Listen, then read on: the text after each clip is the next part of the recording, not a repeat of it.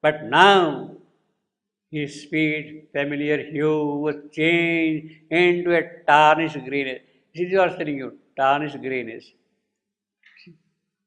Earlier it was that joyous acts, no? What is that? Bright face and body. When he was singing that joyous song, he was bright, youth, lustrous,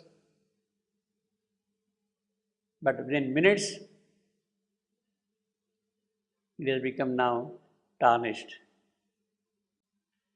But now his sweet, familiar hue was changed into a tarnished greyness, and his eyes dimmed over, forsaken of the clear sight she loved. Now, it must have taken quite some time for his bright face to become tarnished grey. See, he's feeling joy, he's feeling pain and all that. Suddenly,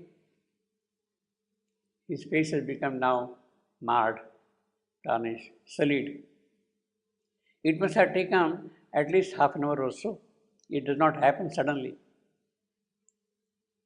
So between that moment of his feeling the pain and collapsing in the lap of Savitri, it must have been about half an hour or so, you see.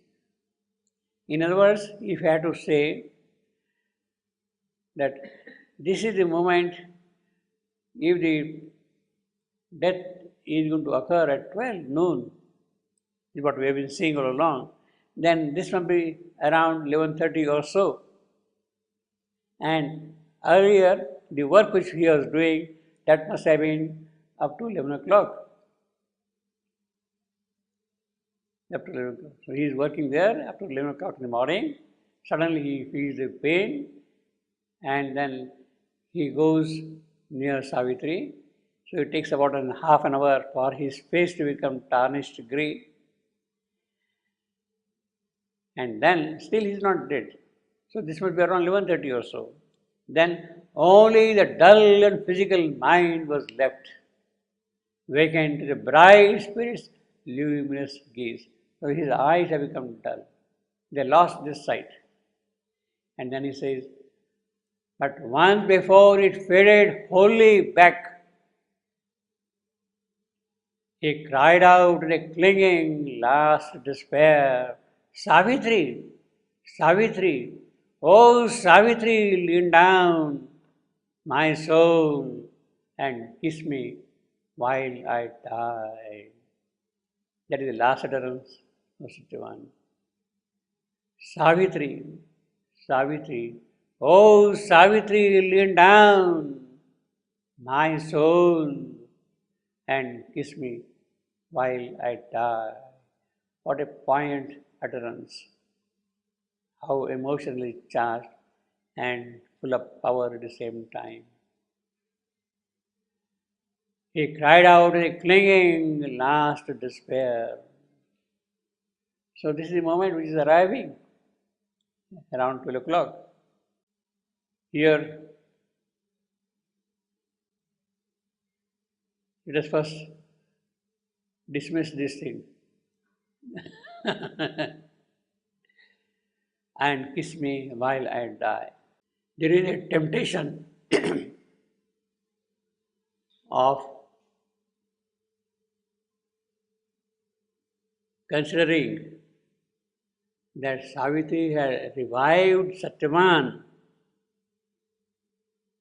not by occult power and force, but by mouth to mouth breathing.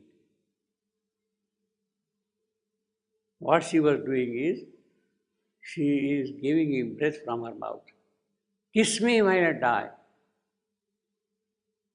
She is pressing her lips on his, she is breathing her breath into his breath. And therefore, because that mouth to mouth breathing, he survived. So there is nothing occult in the death. He got exhausted, he got tired, he feels gone, drained out and all that thing. He lost his breath practically. And luckily, there is somebody nearby who goes and helps him out, and it is the mouth to mouth breathing which brings him back to life. In fact, there is no question of bringing back to life. He never died. You see. That is what it would mean, you see. You agree with that? Lean down, my soul, and kiss me while I die. Huh? You won't agree? Of course not.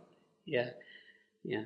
But that is what the materialist, the non-spiritual, non-occult person would say. After all, there was really no death. You have made a fuss of the whole thing. It was a matter of simple survival by mouth-to-mouth breathing. See, it knocks away the entire basis of Savitri. If you give that importance to it, you see, the whole epic which is there kind of collapses if you consider that way. You see, Savitri, Savitri, oh Savitri, lean down my soul and kiss me while I die. Now, that is the magic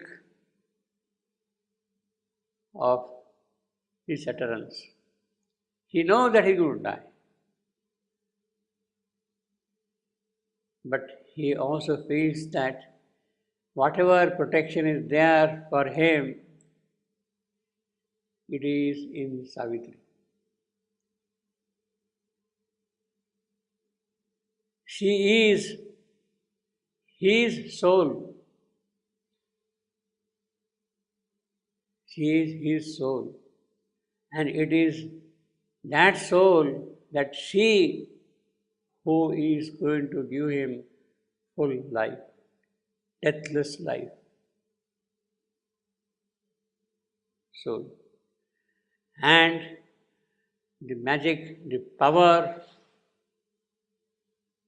is such that if you utter this name 3 times, Savitri, Savitri, Savitri, you are saved from all the consequences of death. At the time of death, we do remember these 3 names and utter these 3 names, Savitri, Savitri, Savitri. You are absolutely safe.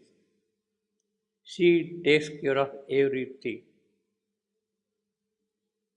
She takes care of everything.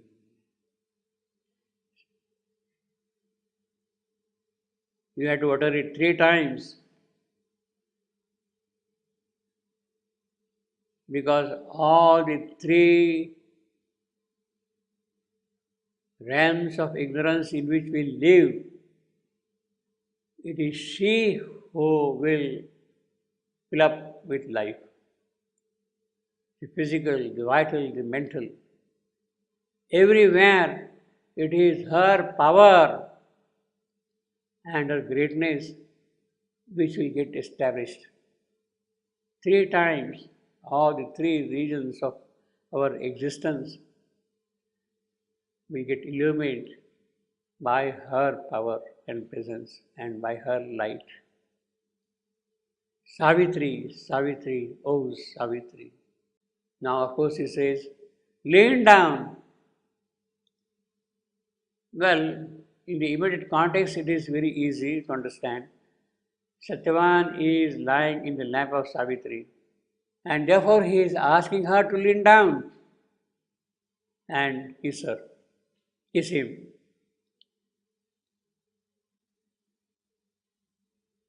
She must lean down and kiss him.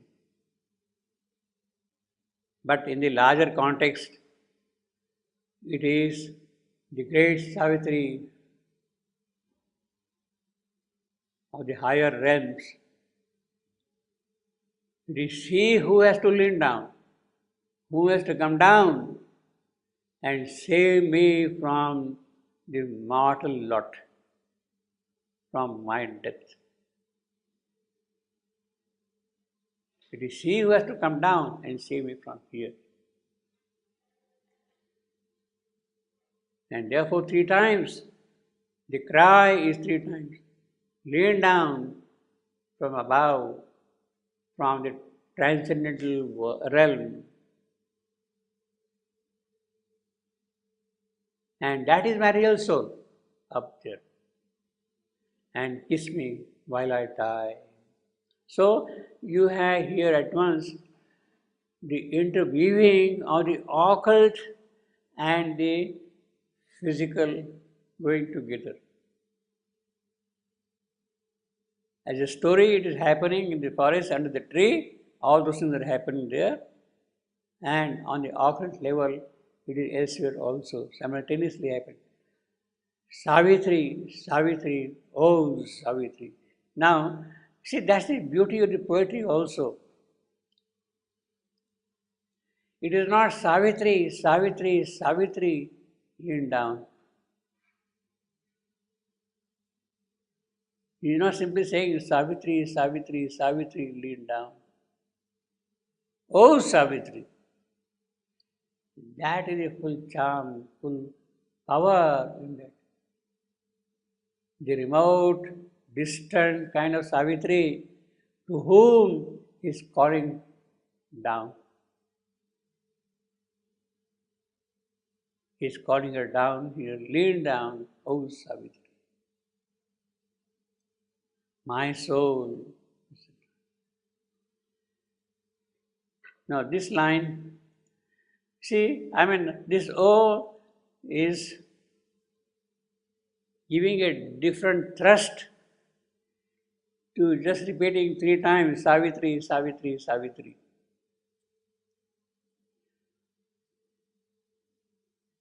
But at the same time, from the metrical point of view, that O is necessary.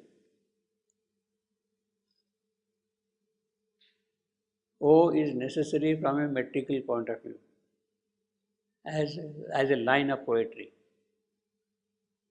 See, Savitri is a 3-syllable word.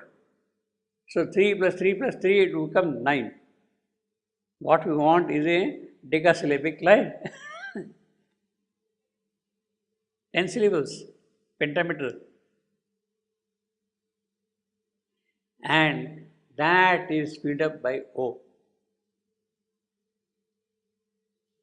That is filled up by O. The expansion of this line will be Sa Vi, 3. Sa Vi, that is first foot. Sa Vi, that is talking, long short. Then 3 Sa, that is I am, short long. Sa Vi, 3 Sa, then again with 3. It is a period, short.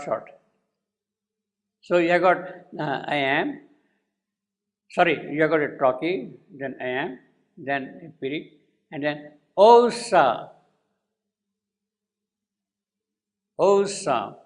that is responding, long. And third one, Ite, again period. So metrically, that is the line, that is the way you scan the line, see, metrically. So, see, a simple line like that, how majestic it becomes poetically. And it is that kind of a thing which constitutes the mantra of Savitri. Savitri, Savitri, oh Savitri. It kind of reverberates constantly. It works within and without constantly. Just utter it aloud constantly. Savitri, Savitri, oh Savitri. It rings in you all the while, everywhere. See. That is the mantra. And mantra, therefore, it has also that power in it. The occult force is there, occult power is there. And therefore, Satyavan has already realized that if he can utter that mantra, then he is safe. She will take care of him in every respect. Whatever has to happen, she will do for him. Now this line, Savitri, you see it is the repetition of the same word, Savitri, Savitri, oh Savitri. There are two very beautiful instances of this kind of construction in poetry, Shakespeare's. There is a line from Macbeth. Macbeth, his last colloquy, utterance, you see, tomorrow, and tomorrow, and tomorrow. He utters 3 times, you see. Again, a perfectly poetic line. Tomorrow, and tomorrow, and tomorrow. See. And then things happen. Brief candle, studying and spending the hour. And then what are we? We are lighted fools to dusty death will be reduced in the case of Macbeth. Lighted fools to dusty death. So that tomorrow and tomorrow and tomorrow for which he is waiting and which is not arriving will lead him to dusty death. And in contrast to that, here we have got something different altogether. That death may pass, that if you kiss me, he says no, that death may pass. Perhaps because thou touchest, death may pass.